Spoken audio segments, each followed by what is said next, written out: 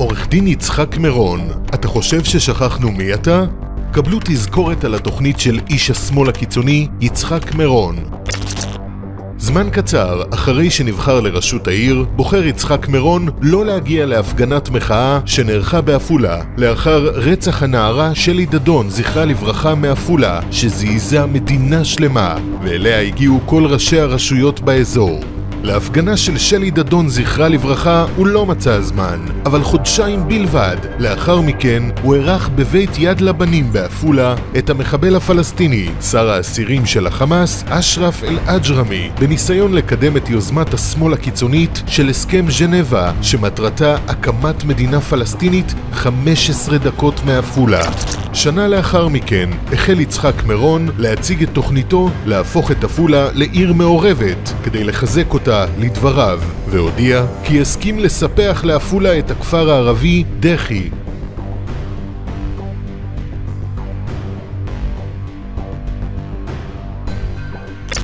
מירון לא מסתפק בניסיון לספח כפר ערבי שלם לעפולה, הוא מסכים גם להקים שכונה שלמה לערבים בעפולה הירוקה, תוך שהוא מתנגד בתוקף להילחם בהגירת ערבים לעיר. יצחק מירון מקפיד במהלך כהונתו להגיע לכל אירוע דו-קיום עם ערבים, אפילו בעת מתיחות ביטחונית. מירון לא רק נפגש, הוא גם דואג לשתף באידיאולוגיה שלו ומצהיר בראיונות רדיו כי אינו מתנגד למגורים משותפים עם ערבים בעפולה, צריך רק להקשיב. עלינו לחיות ביחד, אלא נועדנו לחיות ביחד, יהודים וערבים, כולנו בני אותו אל, כולנו מתפללים לאותו אל, כל אחד על פי הגרסה שלו.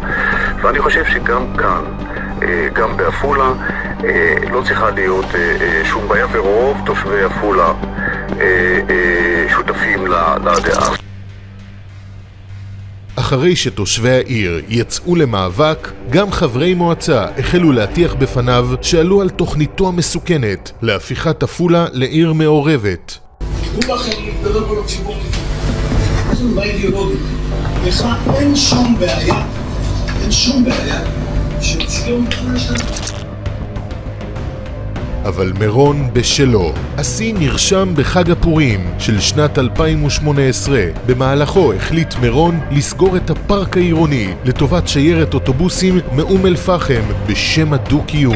יצחק מירון רוצה לחזור ולהשלים את התוכנית שלו, להפוך את עפולה לעיר מעורבת. לא נותנים לו לחזור.